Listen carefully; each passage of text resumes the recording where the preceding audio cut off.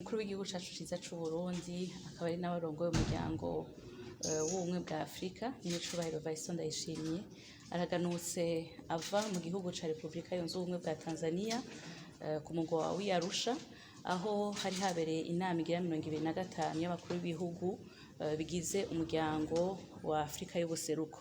Uwo muryango akaba ari n'umuryango Burundi burimwo. Iyo nama rero iba uko umwaka utashe igashoboza abakuru b'ibihugu kurabira hamwe intambwe baba bagezeko ku muntu mbere yo gushika ku mbona kazoza y'umuryango wa Afrika y'ubuseruko no gushikira novuga nti intumbero bihaye yo kunwanisha umuryango korosha uruja n'uruza rw'abantu n'ibintu eka no gukomeza umubano hagati y'ivyo bihugu bigize umuryango wa Afrika y'ubuseruko. Iyo nama rero kubera ko bagenda barasuzuma rero intambwe baba bagezeko ni n'akaryo ko kwirimbura bakanagura ingingo zimwe zimwe kugira ngo bashobore kunyarutsa canke kongereza umuvuduko kugira ngo bashike ku ntumbero bihaye. Mu ngingo nyamukuru rero zafashwe zigiye kugira impinduka mu muryango usanzwe utunganya ibisata bitandukanye, hariho ubwa mbere ingingo yafashwe izoshoboza abashinga amateka gukurikirana ingene imigambi bashize imbere kuragenda mu bihugu bitandukanye.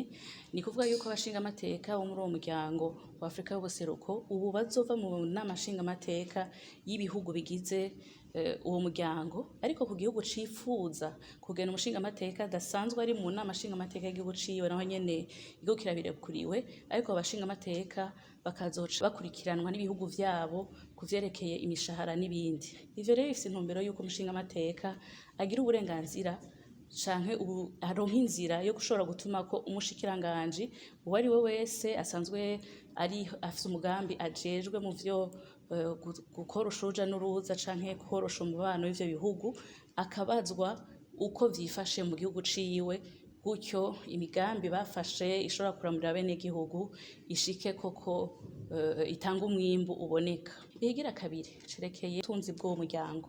Vyaragaragaye ko ibihugu vyinshi bisanzwe bifise amadeni, naho rero haciye hafatwa ingingo yuko ibice 50% ry'amadeni ibihugu bifise bayakuraho. Ni kuvuga yuko ayo madeni bayahevye, ariko ivyo bindi bice 50% bisigaye ibihugu vyose kwa vyahawe ikiringo c'imyaka 2 kugira ngo bizobe vyahejeje kuyariha.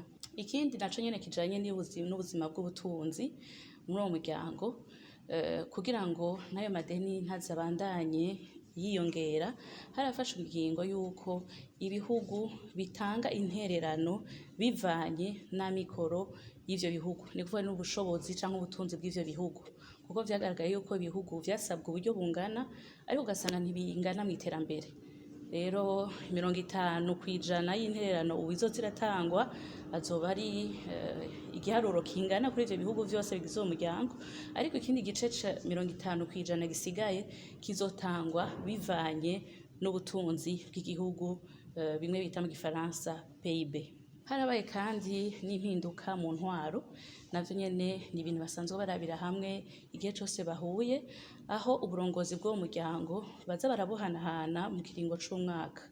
Uwo mwaka rero nyene icubahiro Yoweri Kaguta Museveni umukuru w'igihugu c'Ubuganda niwe yashizwe imbere kugira ngo arongore uwo muryango mu kiringo c'umwaka umwe. Aho rero akaba yakoreye mu nkoko nyene icubahiro Samuel Ruto. Harafashwe n'ingingo kandi zijanye n'intwaro muri uwo muryango, aho mbere ari kimwe mu vyo bisanzwe bikorwa igihe cose bahuye, haragenwa umurongozi mushasha w'uwo muryango mu kiringo c'umwaka. Iyi nama rero igira 25 yashize imbere nyir'icubahiro Kaguta Yoweri Museveni umukuru w'igihugu c'Ubuganda kugira ngo arongore umuryango mu kiringo c'umwaka. Akaba rero yakoreye mu ngata nyir'icubahiro William Samuel Ruto umukuru w'igihugu ca Kenya, aho naho nyene wagiye kuramutswa umuryango yakejwe, eka n'uwo yakoreye mu ngata yashimiwe cane ku ntambwe umuryango yashoboye gushikanako. Iyo nama igira 25 ikaba yaragenye kandi n'ugiye gukorera mu ngata umunyamabanga mukuru w'uwo muryango.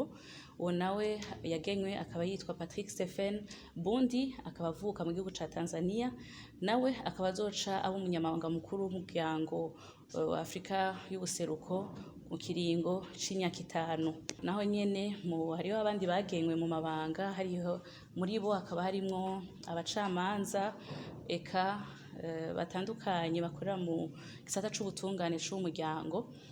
Haratanzwe kandi n'ubushimwe kubabaye aba mbere mihiganwa yo guserura ivyiyumviro concours de dissertation. Muri abo hakaba harimwo n'umurundikazi yitwa Nadine Shemezimana. Iyo nama rero itanze impinduka nyinshi ku vyerekeye umuryango, impinduka zifise intumbero imwe ishimikiye no ku civugo catowe uno mwaka yo gutsimbataza uruja n'uruza, uwo mubano mu ntumbero yo korohereza canke guteza imbere ubuzima bw'abenegihugu. Izo ngingo zose rero zikazofasha abenegihugu bo muri ivyo bihugu gushobora kubana neza, gushigikirana mu iterambere nk'uko bavyayeko ihangiro mu masezerano y'uwo muryango wa Afrika y'ubuseruko. Irebe FM, iradiyo yacu, Irebe FM, umunezero wacu, Irebe FM, Irebe FM, megahertz 91.4.